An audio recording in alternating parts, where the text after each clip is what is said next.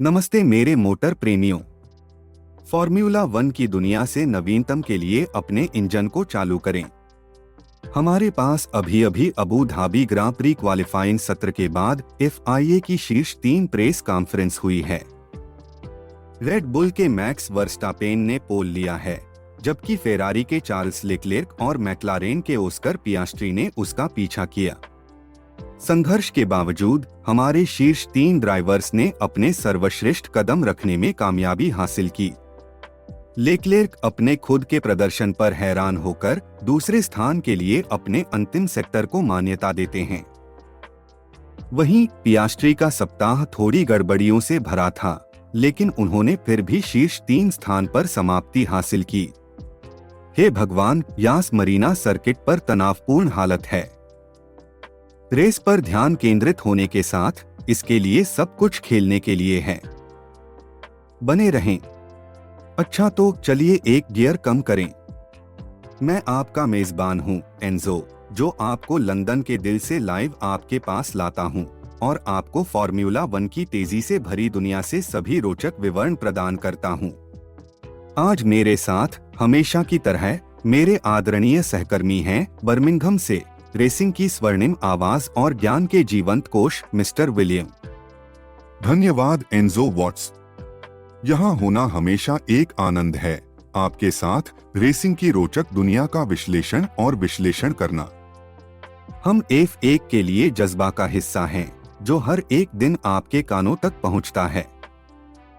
यदि आप हमारी तरह रेस के उत्साह और इंजनों की गुंजाराहट का आनंद लेते हैं, तो सुनिश्चित करें कि आप हमारे चैनल की सदस्यता लें, सूचनाएं सक्षम करें और अपने दोस्तों और परिवार के साथ साझा करें। बिल्कुल, आपका समर्थन हमारे लिए अत्यंत महत्वपूर्ण है और यह हमें F1 के लिए जज्बा में चल रहे कार्य को जारी रखने में मदद करता है। आप यकीन नहीं करेंगे कि हम जो अद्भुत ज्ञान प्रकट करने वाले हैं, वह सोचते हैं कि इस मौसम ने हमारे सामने फेंके हैं। तो आप पूछते हैं कि यह आपके लिए क्यों महत्वपूर्ण है? वेल, सच्चे मोटर उत्साहियों के रूप में यह सिर्फ पहले लक्ष्य रेखा को पार करने वाले के बारे में नहीं है। यह यात्रा, योजना, परिश्रम और मेहनत के बारे में है जो उस विजय के पीछे होती है। अब चलिए ऊपरी गियर में चलें। हम करेंगे पूरी गति से।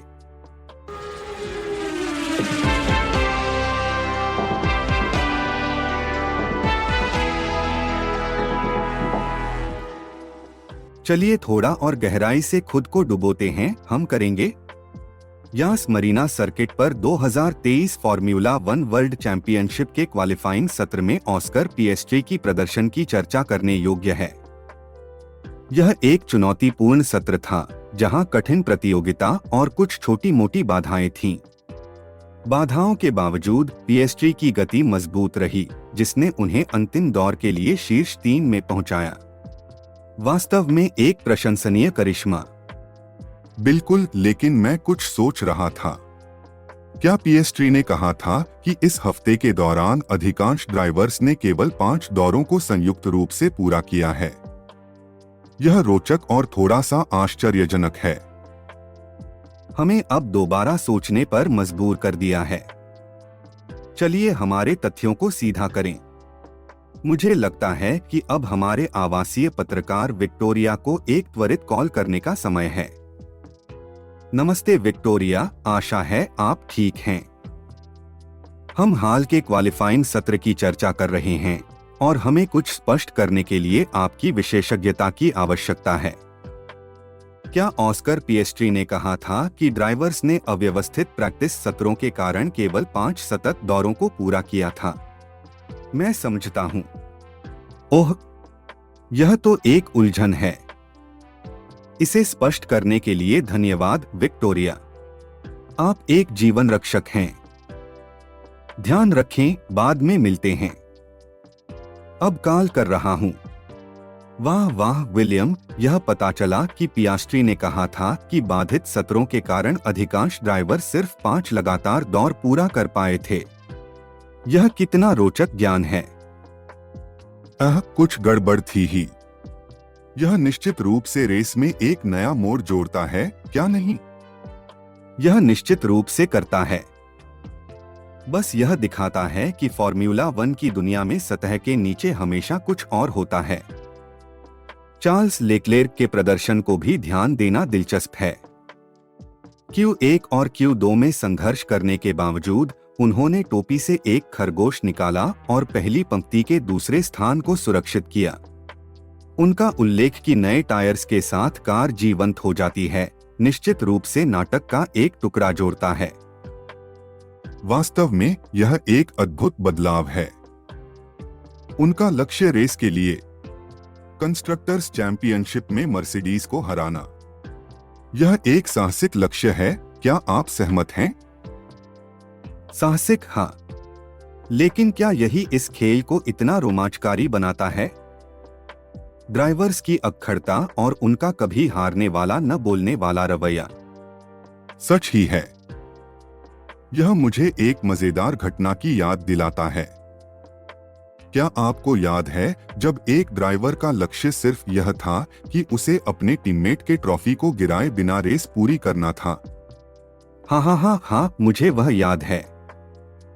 क्या वही नॉरिस था जिसने थोड़ी देर के लिए बटरफिंगर्स का मोमेंट देखा था?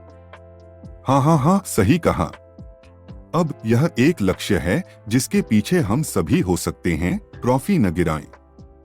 सोचिए, एक रेस के लिए यह शीर्ष लक्ष्य होना, रेस पूरी करें जरूर, पोडियम तक पहुंचें, क्यों नहीं, लेकिन जो भी करें ट्रॉफी न गिराएं। हाँ, अब वह दृश्य देखने लायक होगा।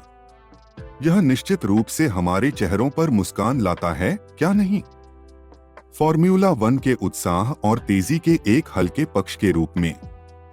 चलिए गियर बदलें और मैक्स वर्स्टापेन के बारे में बात करें। इस मौसम में उनकी क्या यात्रा रही है? उनके शब्दों में यह बहुत विशेष रहा है।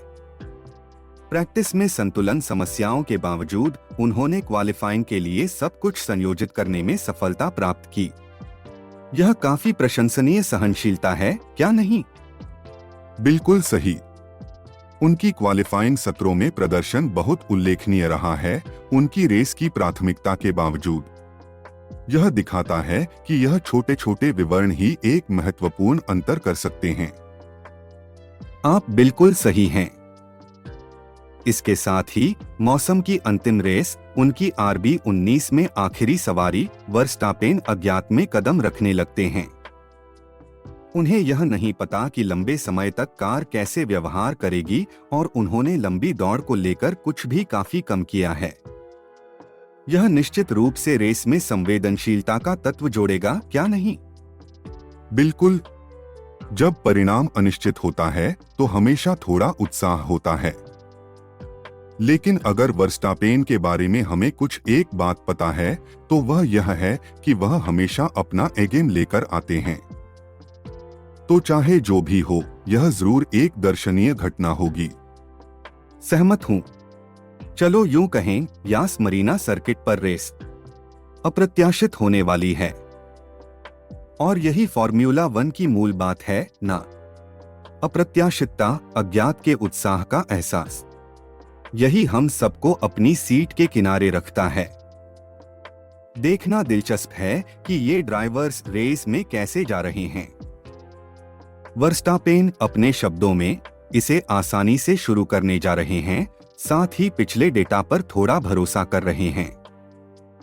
ऐसा लगता है कि उन्होंने रेस को अपनी ओर आने दिया है, बल्कि उस पर अपनी गति थोपने की कोशिश नहीं कर रहे हैं। यह बुद्धिमानीपूर्ण दृष्टिकोण लगता है, क्योंकि संतुलन समस्याएं हर साल बदलती रहती हैं। मुझे कल्पना हो रही है कि यह एक संवेदनशील नृत्य है, पिछले सीखे हुए को लागू करने और कार के वर्तमान व्यवहार को अनुकूलित करने के बीच। बिल्कुल सही। वही बात लेक्लेर्क के बारे में। उनकी क्वालिफाइंग सत्रों ने कितनी उछाल कूद की है, क्या आप सहमत हैं? Q1 और Q2 में लगभग मौका छूने के बाद Q3 में एक शानदार लैप देने से फ्रंट रो पर जगह सुनिश्चित कर ली है। यह बिल्कुल रोमांचक यात्रा रही है। यह दिखाता है कि एक रेस वीकेंड सरप्राइज से भरा हो सकता है। उनके शब्दों से ऐसा लगता है कि इस मौसम में फेरारी की कार की प्रदर्शन क्षमता अप्रत्याशित है और यदि वे आदर्श विंडो से बाहर निकल जाएं, तो इसके महत्वपूर्ण परिणाम हो सकते हैं। हाँ, ऐसी ऊंची नीची कार को संभालना वास्तव में एक चुनौती होनी चाहिए, लेकिन जब यह सही तरीके से काम करती है तो वाकई चमकती है, जैसा कि लेक्लेर्क की Q3 में आश्चर्यजनक प्रदर्शन ने दिखाया है। रेस के बारे में 58 लैप्स के आगे यह देखना रोचक होगा कि यह अप्रत्याशितता कैसे खेलती है। वास्तव में यही वजह है कि फॉर्मूला 1 इतना रोचक बनाती है। अप्रत्याशितता, घटनाओं के अचानक मोड़, ये सब खेल के नाटक और उत्साह को बढ़ाते हैं। यास मरीना सर्किट पर चीजों के खुलासे की तरफ उत्सुकता से देख रहा हूँ। लगता है कि लेक्लेर्क के पास रेस के लिए स्पष्ट दृष्टिकोण है, मर्सिडीज को चुनौती देना और कंस्ट्रक्टर्स में दूसरी जगह सुरक्षित करना। उन्हें ड्राइवर्स में अपनी पदस्थिति के बारे में इतनी परेशानी नहीं है, चाहे वह चौथा, पांचवा, छठा या सातवां हो। टीम की सफलता पर इतना ध्यान केंद्रित करने वाले एक ड्राइवर को देखना ताजगी भरा है, क्या नहीं? यकीनन यह ऐसा है। यह लेक्लेर्क की टीम स्पिरिट और उनकी खेल में होने वाली समग्र दांव प्रतिष्ठा की पुष्टि है।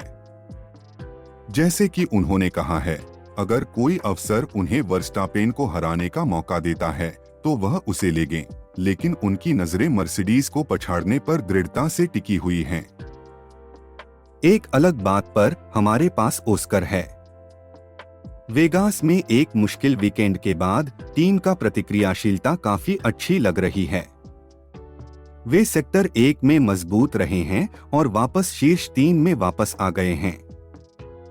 फॉर्मूला 1 वास्तव में अपने उच्च निचले समयों के साथ होती है, क्या नहीं? यही है। हर रेस वीकेंड एक नया अध्याय है जिसमें एक अलग सेट की चुनौतियां होती हैं। महत्वपूर्ण है कि एक टीम उन चुनौतियों का कैसे सामना करती है और कैसे वापस आती है, जैसा कि ओस्कर की टीम ने दिखाया है।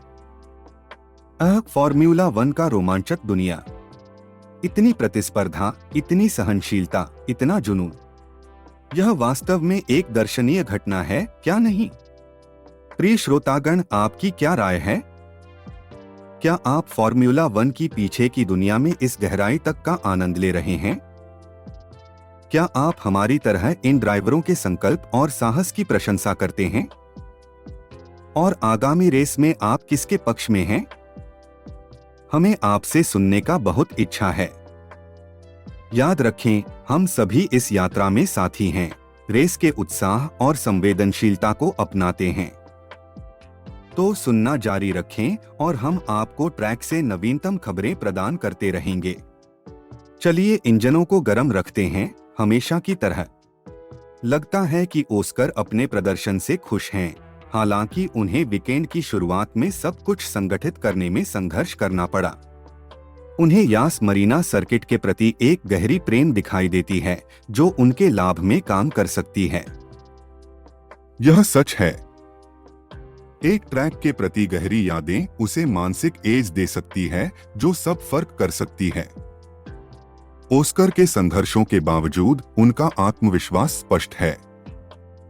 संघर्षों की बात करते हुए वेरस्टापेन को Q3 में दूसरे लैप के दौरान फ्रंट टायर के पहनावे में समस्या होने की लगी। उन्होंने इसका उल्लेख किया कि ट्रैक और टायर की कॉम्बिनेशन बहुत संवेदनशील है, जो उनके प्रदर्शन पर असर डाल सकता है।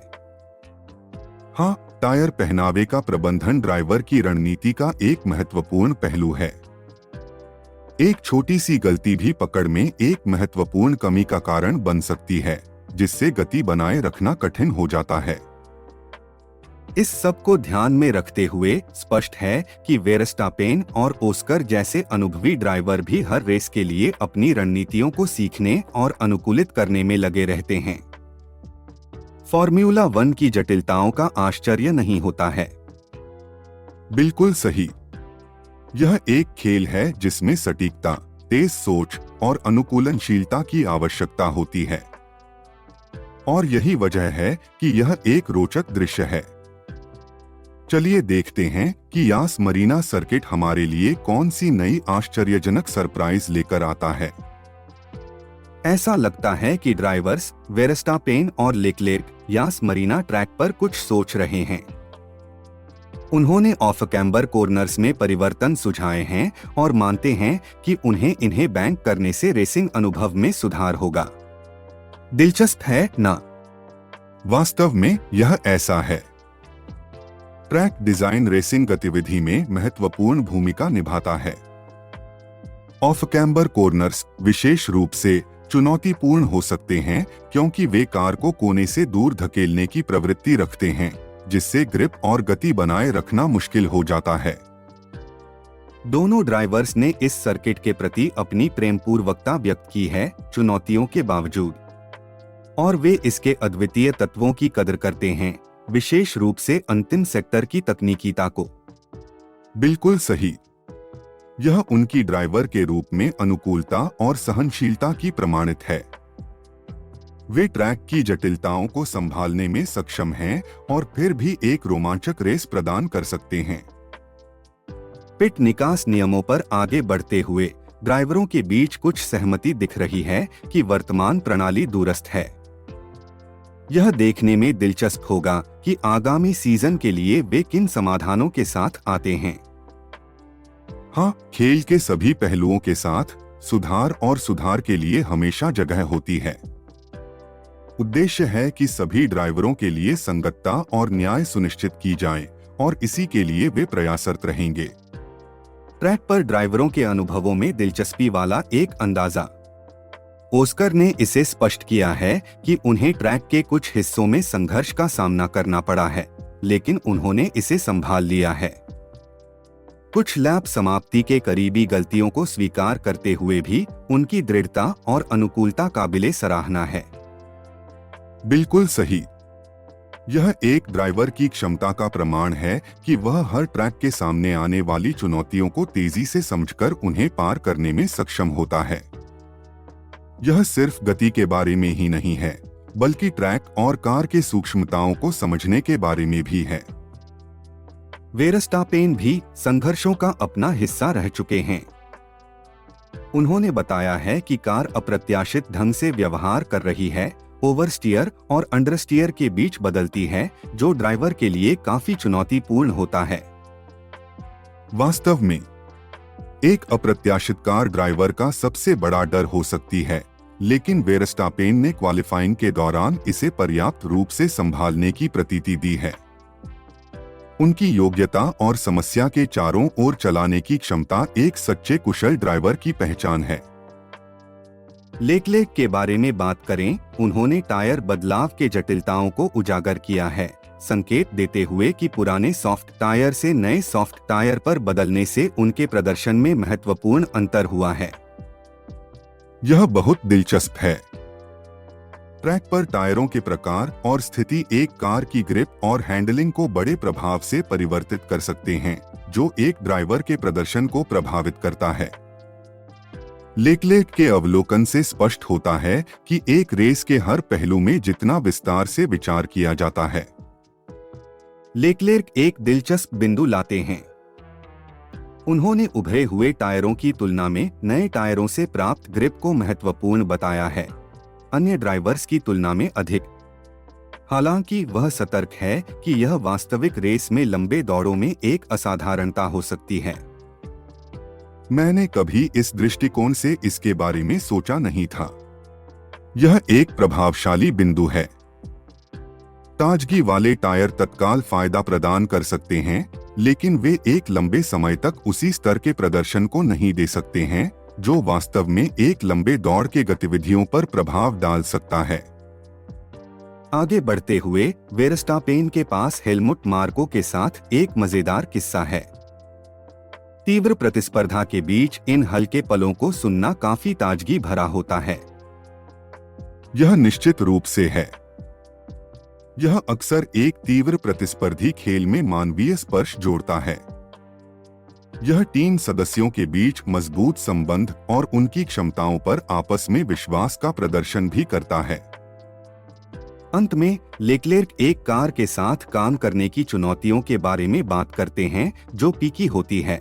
इसका अर्थ है कि यह अपने शीर्ष पर अत्यधिक अच्छा प्रदर्शन करती है, लेकिन सतत रूप से संभालना कठिन हो सकता है।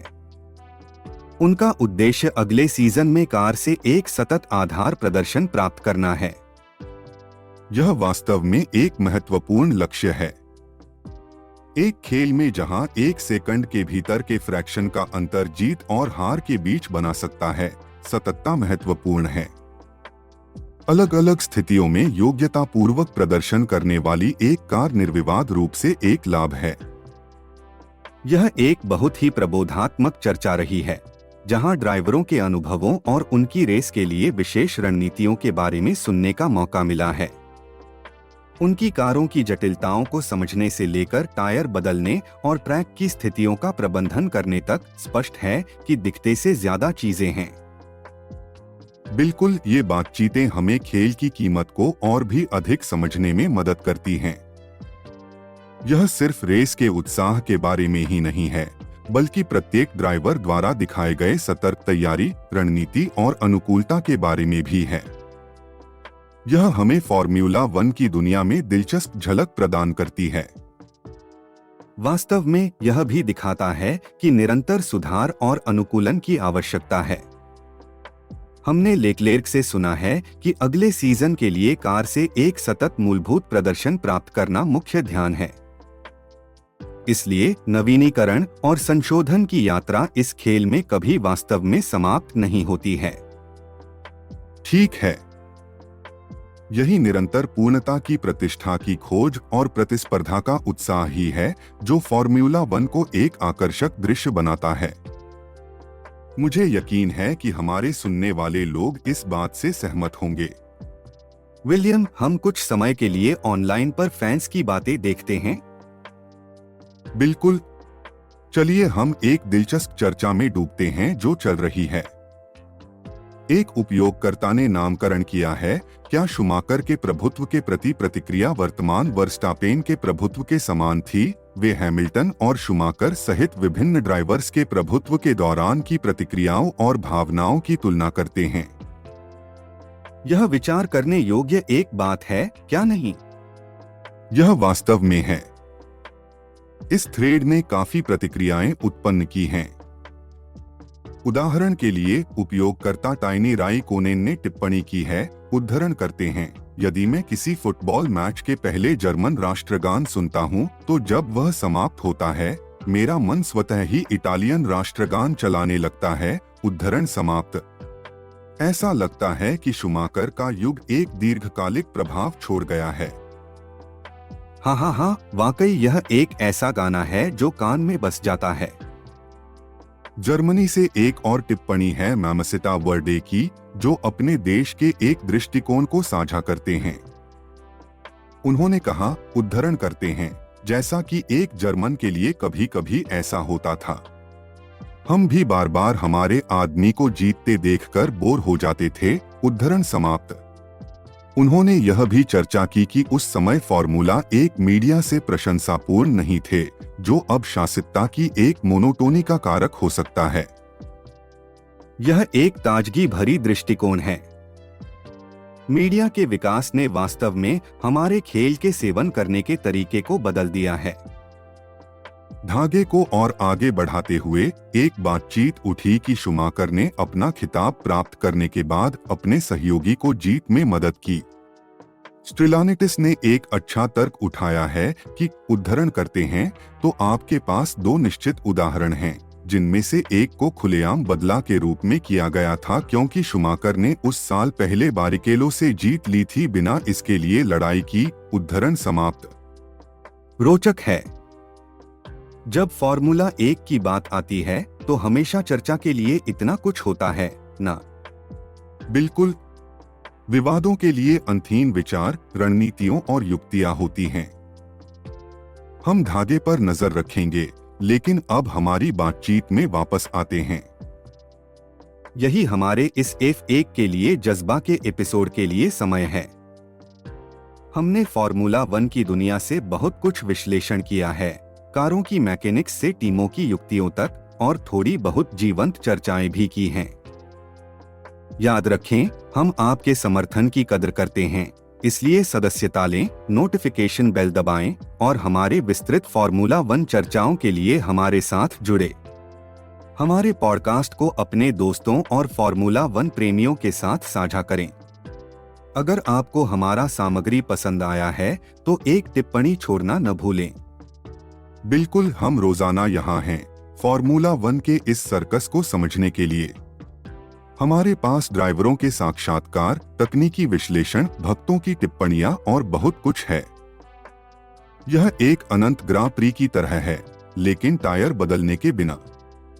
इस यात्रा में हमारे साथ जुड़ने के लिए आपका बहुत धन्यवाद। हम अपने अगले एपिसोड में आपके लिए और फॉर्मूला 1 के अंदरूनी दृष्टिकोण लाने के लिए उत्साहित हैं। तो अपने कैलेंडर पर चिन्ह लगाएं, अलार्म सेट करें और सुनिश्चित करें कि आपके पास आपके हेडफोन हाथ में हैं। मुझ पर भरोसा करें, आप इसे छूना नहीं चाहेंगे। एंजो और विलियम मेटल पर पेडल दबाएं, सड़क पर अपनी नजर बनाए रखें। हमारे चैनल का सामग्री सोने की तुलना में है। अगली बार मिलते हैं।